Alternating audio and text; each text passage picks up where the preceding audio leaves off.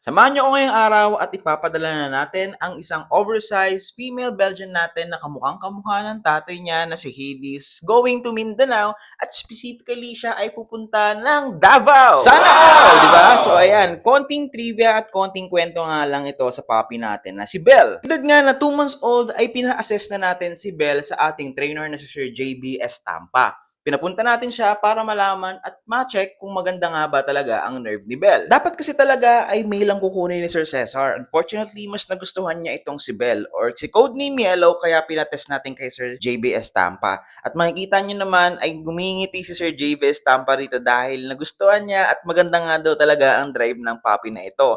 At tinanong niya pa nga kung saan ito papunta at sino ang may-ari. Balak pa nga yata akong awitan ni Sir JB sa puppy na ito pero pwes, isa lang masasabi ko, huli ka na, boy! Kaya kung naghahanap ka ng magaling at legit na trainer, eto, i-chat mo si Sir J. Bestampa sa kanyang Facebook page. Sabihin mo lang ay napanood mo siya sa video ng Hellhounds Hades Kennel para makahingi ka ng discount. Isa pa nga nakakatuwa rito kay Belle ay meron siyang civil drive. Ano nga ba ang civil drive? Ang civil drive is a dog's ability to show aggression to defend itself and its handler without being overstimulated by an aggressor. Ito kadalasan ang hinahanap ng mga trainer o ng mga individual na gusto magkaroon ng personal protection dog or tinatawag nilang PPD. Kaya ikaw, gusto mo rin ba magkaroon ng personal protection dog or tinatawag nilang PPD?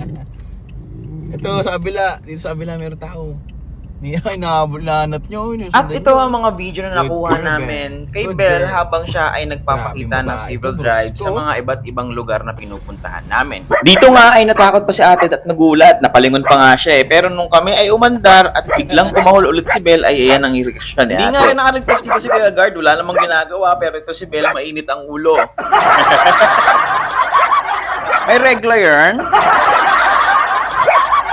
Isa nga rin sa maganda rito kay Belle ay mataas ang kanyang bite drive. Kahit saan kami magpunta at umikot, tignan nyo kung ano ang ginagawa niya sa short ko. Belle, parang awa mo na, pangalawa na to. Pangalawang short na to, Belle. Pero huwag kayong mag-alala guys, normal yan dahil ganyan talaga ang Belgian Malinois. So kahit na anong bagay pa yan na pwede nilang paglaruan o agatin ay kaagatin talaga nila. Katulad ni Belle, at tingnan nyo to, hindi lang nagtatapos dyan, pati yung damit ko. Belle, wag din yung damit, Belle. Napakalupit ni Belle, di ba? Pati yung damit ko, up and down yan. Huwag mo isasama yung brief, Belle. Huwag mo isasama yung brief, please lang. Ganyan nga ang senaryo namin ni Belle kahit saan kami magpunta at hindi rin naaligtas si Commander sa tindi ni Belle. Kaya ang mapapayo ko sa inyo ay magbaong kayo ng extra damit o magkaroon na kayo ng sobrang daming damit. Uulitin ko, normal yan at ganyan talaga ang Belgian Malinois. So kung ikaw ay beginner pa lang, ang masasuggest ko sa inyo ay mag-consult muna sa mga breeder na pagkukuhanan nyo para mag-guide kayo sa kung ano ang dapat gawin at kung ano ang mga pwede nyong iwasan. At syempre, ina-advise ko kayong mga nanonood o yung may mga nagbabalak bumili ng Belgian ay ipatrain nyo yung mga dogs nyo or yung Belgian na makukuha nyo para at least disiplinado, well-trained at madaling i-handle ang aso nyo. Lalo na pag lumaki yan, ay nako, baka hindi disiplinado, kung sino ang habulin o sino man ang aagatin ay napakahirap na po. At para sabihin ko sa inyo, ang Belgian Malinois ay sobrang lambing sa kanilang mga owner. Lalo na kapag minahal nyo sila, ay grabing loyal ang kanilang ibibigay sa inyo. Walang hinihinging sahod, kundi ang pagmamahal mo lang at syempre ang masarap na pagkain na ihahain mo sa kanya araw-araw. Ito nga pala si Belle, sa edad na 3 months old, brusko ang pangangatawan, baskulado ang kanyang dibdib, at syempre napakapogi pag tumayo na ang kanyang tenga. Uulitin ko, si Belle po ay isang female Belgian Malinois natin.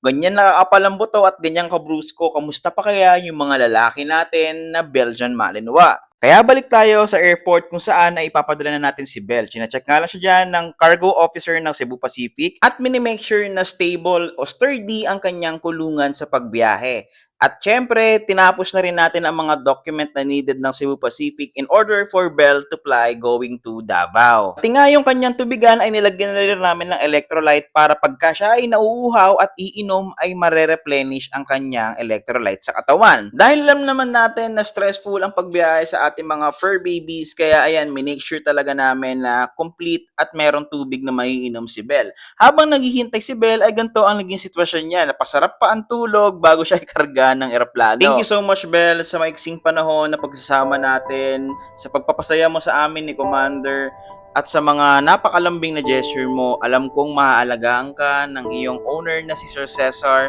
at mas magiging masaya ang kanilang family sa pagdating mo. To Sir Cesar, welcome aboard as Hellhounds Hades owner. Ikaw na pong bahala kay Bel, sir.